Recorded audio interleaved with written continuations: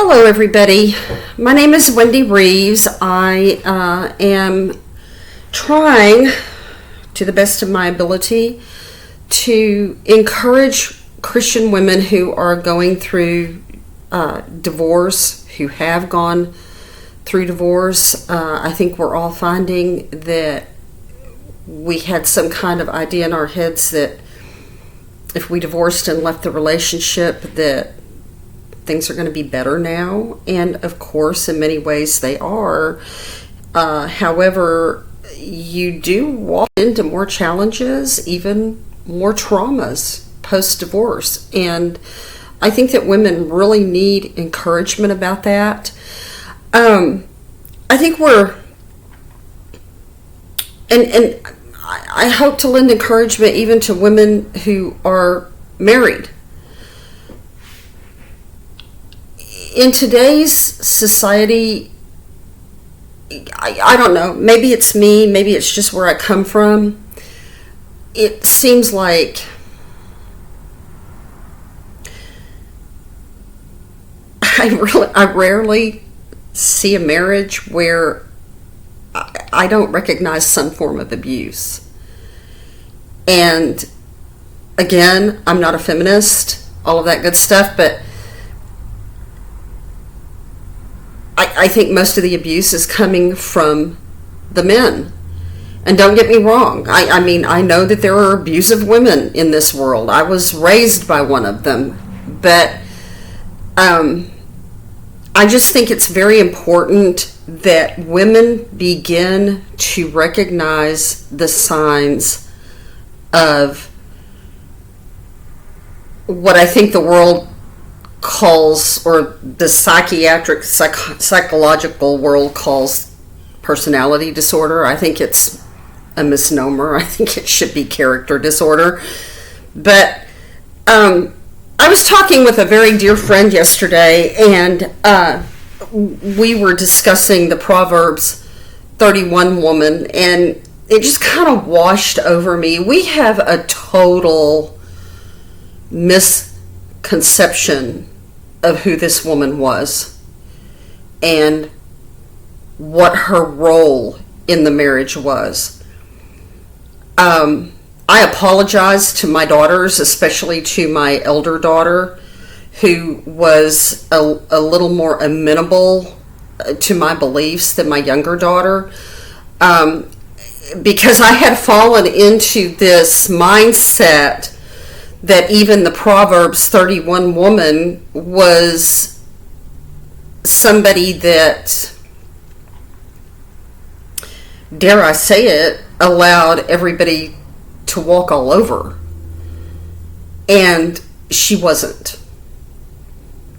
She just wasn't. I think that when we read this and we tell our daughters that, you know, we want them to be Proverbs 31 women, that we're falling into this religious view of the Proverbs 31 woman. And I would like, if y'all will be patient, that's why I have my glasses on, if y'all will be patient, I'd love to go through Proverbs 31 and discuss what I think are very pertinent aspects of her marriage, her life, and her relationship with her mother. I'm going to start with verse 11, where it says, "The heart of her husband doth safely trust in her."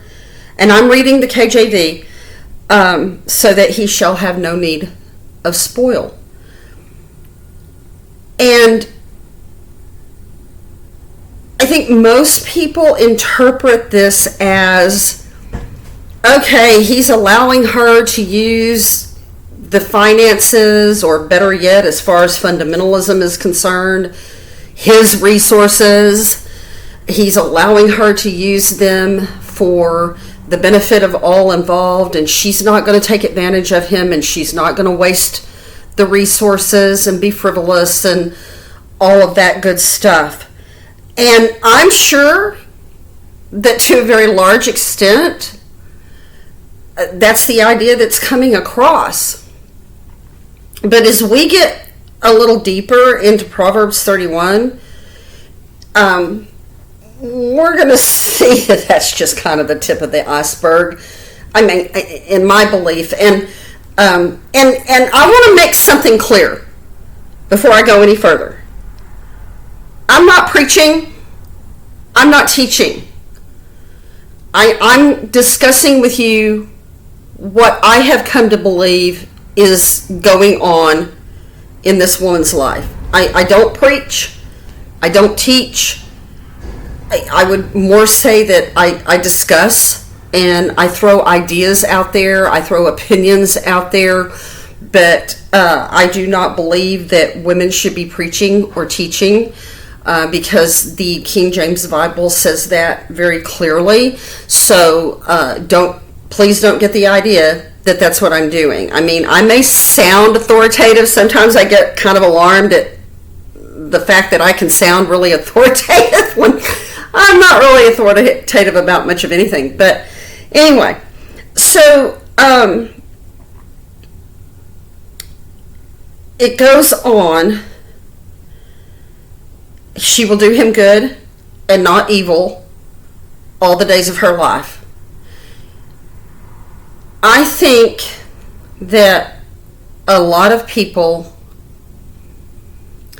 misinterpret that verse as meaning she's not ever going to tell him he's wrong. Because I know that was a very sore point in my marriage, and it has been a very sore point with the men that I recognized as my pastors. They did not like for me to be telling my husband that he was wrong. They did not like for me to be telling them that they were wrong. And yes, I'm sorry, I'm a big mouth. If I think a pastor is wrong on an issue, I make that clear. I think you're wrong. We need to talk about this because, I don't think that that's doctrinally correct. I don't think that's biblically correct, whatever the issue is. And men, religious men, it seems to me, do not like to be told that they are wrong. And they seem to have this misconception that because they are the high priest in their home, because they are the head of the family, and I recognize that God designates them very clearly in His Word, but they fall into what I can only describe as self-worship. They can literally deify themselves, and I've seen this a lot, especially in the fundamentalist churches. I see this a lot. The man is deified, and there's nothing in the Bible anywhere that I know of. I mean, it is God that we are to worship, not the man. And so she will do him good and not evil all the days of her life. That doesn't mean that she's not going to debate with him. It doesn't mean that she's not going to argue with him. It doesn't mean that she's not voicing her objections to decisions that he's making or attitudes that he has, or maybe even things that he's teaching his children. It doesn't mean that. Indeed, in my personal opinion, in my personal experience, it's more godly. You don't want ungodliness to run rampant in your home. You want to challenge ungodliness. And do you do it with respect? Yes, you do. Sometimes, in my experience, the man makes it really hard to do that. Because again, they don't like to be told they're wrong, and they will throw out every stumbling block and argument that they possibly can to make you feel guilty for challenging whatever they're doing.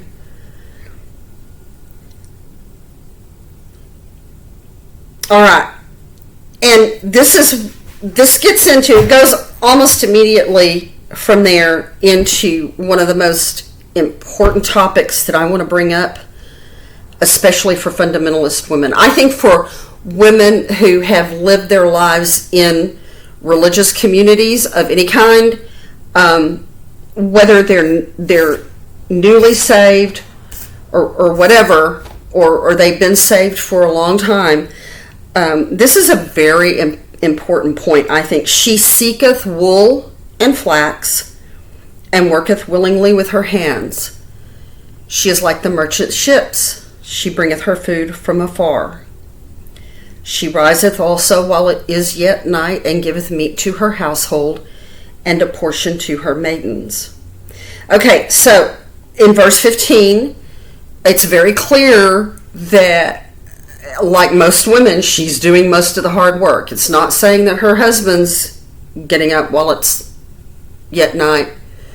And the fundamentalist Christian women that I have known, they're up, they're getting things together before anybody else is batted an eyelid, including the husband. And, that's not really my point. My point is the resources. My point is the resources. She seeketh wool and flax, and worketh willingly with her hands. She is like the merchant ships. She bringeth her food from afar. And I'm not implying that he's a lazy bum who sleeps all morning and doesn't get up until it suits him to do so. I'm not implying that at all. I'm focusing on what the Proverbs 31 woman is doing. She is seeking out the resources that she is using. And it's very obvious here. He is not involved. He's not involved. He's over there. He's doing whatever it is he's doing. And I have no doubt that he was doing a good, godly, responsible job. Please God, he was. But she was over here doing her thing. And it had nothing to do with him. And I'm not saying that the resources that she was bringing in were not being shared. I'm not saying that he was one of these religious men who is like, it's all mine and none of it's yours. And even if I say it's yours too, I'm going to behave and live as if it's not, as if it all belongs to me. I think most of us women encounter that these men believe that the resources belong entirely to them, and that they're the only ones who should be making the decisions about the disposal of those resources. So my point here is her autonomy within the marriage. This is her stuff that she's taking care of. Her stuff. She's not sharing it with him, and he's not sharing it with her.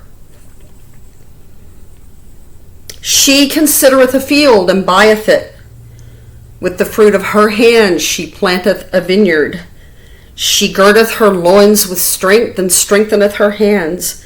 She perceiveth that her merchandise is good. Her candle goeth not out by night. She's a businesswoman. She's a businesswoman. She's running her own business. Is she running it from the home? It's very obvious that she is. It's her business. There's nothing in here about her husband. Nothing. And again, I'm not implying that he's a lazy bum that doesn't contribute a thing. And that's not what I'm saying. I'm saying these are her resources. And God is acknowledging this is all going on because this woman is a hard worker, and she's willing to get up and do what is necessary for her to do to pull her resources into that home and make that home financially successful. She is making a very clear, defined contribution to the financial stability of her home and family. She layeth her hands to the spindle, and her hands hold the distaff. She stretcheth out her hand to the poor, yea, she reacheth forth her hand to the needy. So she is making the decision about what portion of their resources are going to what we would now call charity. She's making that decision. And she's not, I can remember, I would have to ask permission to go to the grocery store. I've got to go to the grocery store. Can I go to the grocery store? The children need shoes. They've outgrown all of their shoes. Is it okay for me to go and get them shoes? Oh, my soul. The first time I ever had to go shopping for clothes, I went to the nearest thrift store that I could find, and I spent as little money as I possibly could, and I still got cussed out for it. So it's very obvious that this woman is an autonomous human being. She is an autonomous partner in this marriage, and he's not abusing her for the autonomous decisions that she's making. He's trusting her judgment. He's trusting her actions. He doesn't have to breathe down her shoulder every minute to make sure that she's going to do what he wants her to do and what he approves of her doing. He puts his faith in her judgment and in her behavior. That is equality within the marriage. And this is what so many of us Christian women have no idea. No idea. We don't look at the Proverbs 31 woman and recognize these very real facts about her. We look at the Proverbs 31 woman and we think of her as being in the light of a slave. She's completely in control of her husband. No, she is not. She is not his slave. She's not his puppet. She's not the queen or the pawn that he moves around on the chessboard. She is none of those things. She is an autonomous woman with her own relationship with the Lord, and she does what she believes he's convicted her to do. She is not afraid of the snow for her household, for all her household are clothed with scarlet. Well, of course they are, because she's obviously the one making the textiles. And she's going to make sure, to the best of her financial ability, that her children are going to have the nicest clothes that she can possibly give them, because that's her business. She's obviously in textiles. She's in a lot of things, this woman. People get really mad at me because I dabble in quite a few different ways to finance my life, and they don't understand it. And it's like, yeah, I know it's not the accepted way of doing things, but hey, this is the way the Lord has laid on my heart to support myself. And if it seems a little chaotic to you, you just go look at the Proverbs 31 woman. She wasn't just in textiles. She was in farming. I have no doubt that she milked the cows and the goats and made soap and candles and probably sold those things for all I know. This woman was doing a little bit of everything, and God was blessing her, and she was very successful in what she was doing. Okay, and this is another sore point with me. People think that her husband was known in the gates when he sitteth among the elders of the land. People think that it's his own reputation that he's known by? It's not. It's not. He's also known by her reputation, as she is known by his. They're not looking at her, just her, and saying, oh, that's so-and-so's wife. You know, they're a really nice couple, and they give to the poor, and they're very responsible with their children, and you'll love them. You'll love her. She's his wife. She's okay. She's okay because she's his wife. They're not doing that. They're not just doing that. They're looking at him through her reputation. It's very clear here. They're looking at her husband at the city gates where all the elders are sitting and passing the time of day, and they're talking about him through the eyes of her reputation. And that's something that we also don't recognize. That's a very important point. She maketh fine linen and selleth it, and delivereth girdles unto the merchant. Strength and honor are her clothing, and she shall rejoice in time to come. She openeth her mouth with wisdom, and in her tongue is the law of kindness. She looketh well to the ways of her household, and eateth not the bread of idleness. Okay, her children arise up and call her blessed, her husband also, and he praiseth her. Many daughters have done virtuously, but thou excellest them all.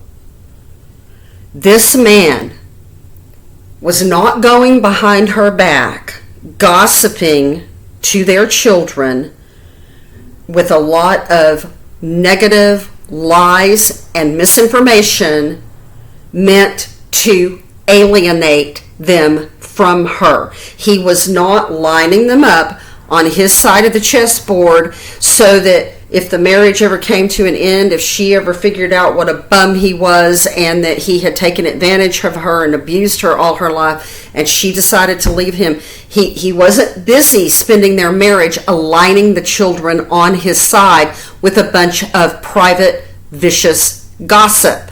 He wasn't teaching them to inform on their mother.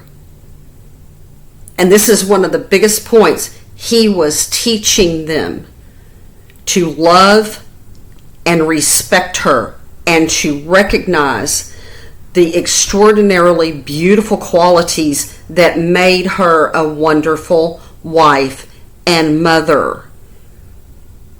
And that's one of the biggest points I want to make here, because I think that in religious communities, and again, especially in fundamentalist communities, men make really sure that the kids are on their side.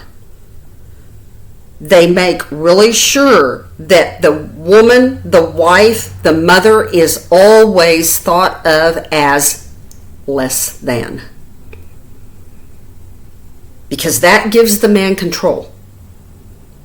It gives the man entire control, even of the children.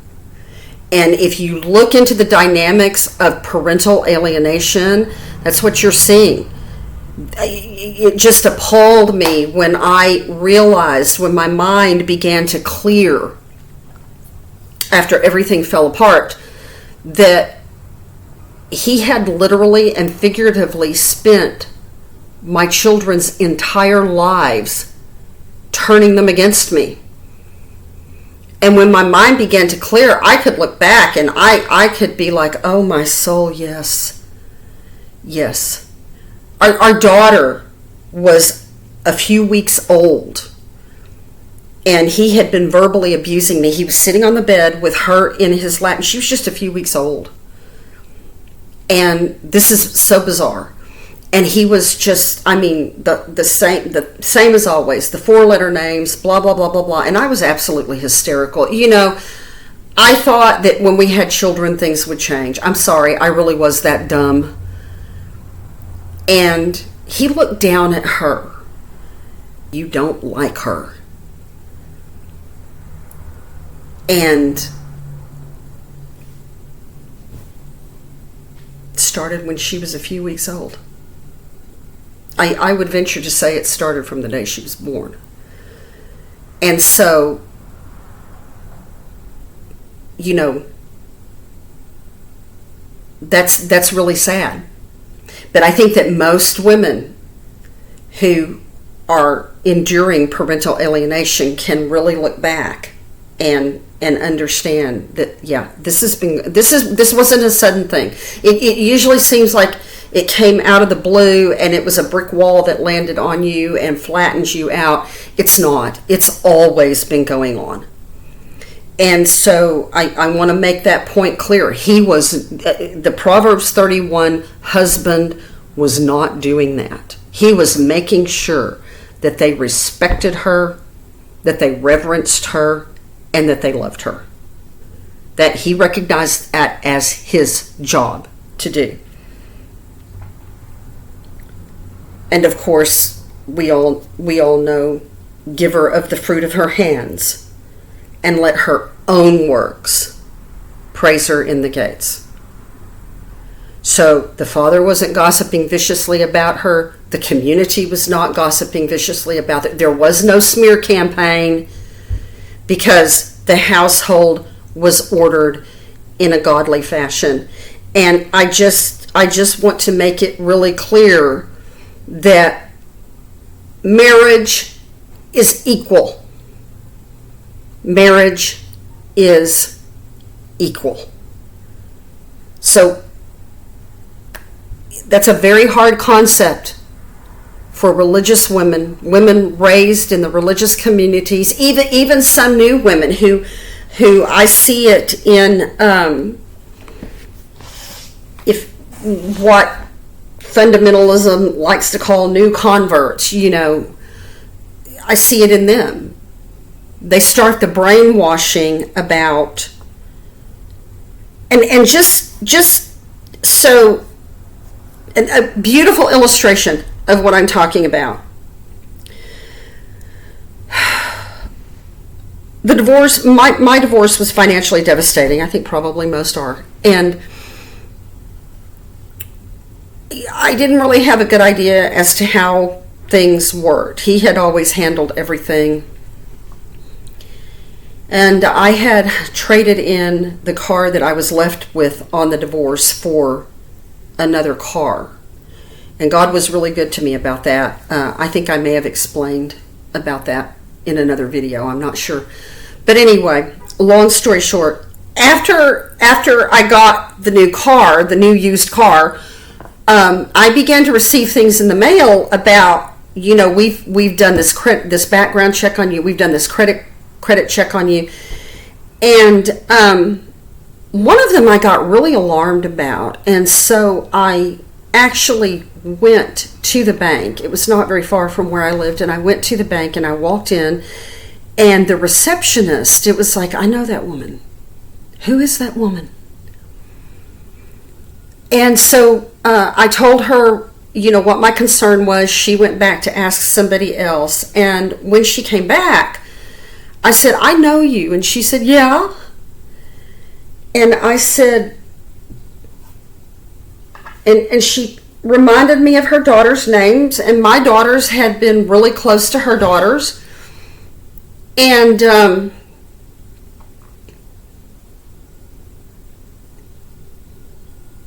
I told her what happened with the pastor of the church that we had gone to. And she said, I'm not surprised. She said, we don't go there anymore. And I said, would you mind confiding to me why? And she said, well, my husband and I had a very serious discussion on the breakfast table one morning, and we decided that we strongly object to the way that church treats women. And she said, I'm not going to say that every man in that place is abusive, but I am going to say that it attracts abusive men. That the culture there attracts abusive men. So my husband and I made the decision that we were no longer going to attend. And she said, unfortunately, my daughters do, but we're hoping in time that their eyes will be opened and that they will see that the culture in that place is poisonous toward women. It was a fundamentalist church, and that is the real problem that you see with fundamentalism right there. It is a culture that holds women in very low esteem. And I just want to reiterate, you are equal to your husband. Yes, the Bible says he's the head of the household. Yes, he says the man is the head of the woman. But you're equally a human being. You have equal autonomy. You have a mind which is fully the equal of his mind. You have a decision-making ability that is fully the equal of his decision-making ability. And, you know, this is where women in the religious community get really messed up. I still find myself thinking in terms of his. When you're married, nothing is ever his. It's ours. It's ours. And even when thinking of legal separation and divorce, women will be, well, he'll never agree to that. Well, it doesn't matter what he agrees to. Legally, biblically, it's not his. It's ours. You are entitled to half, and I would say, morally speaking, you're probably entitled to more. It's very obvious who was putting more work into the family dynamics, and it wasn't the husband. I mean, he was a very respectable husband. It sounded like God loved him very much, but it doesn't sound to me as if he was putting the work into that situation that she was. I think women just, that's their role. They're the ones who keep everything together. The men don't.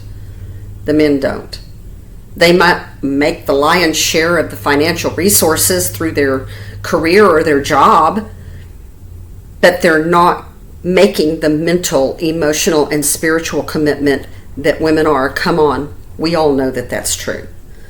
So my hope and my prayer, give me your thoughts.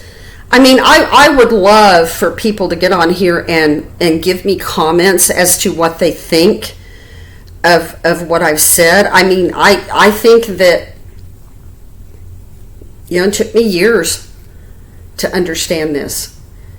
And, you know, we just think of the Proverbs 31 woman as kind of keeping her head down and what have you, but no, this woman, she was a businesswoman. She was capable. She handled the money. She handled the resources. She decided where it was going to go and what it was going to do and what she was going to do with them. And nowhere in there did it say that she went and asked him for permission. It seems to be very clear that he respected her and he trusted her judgment.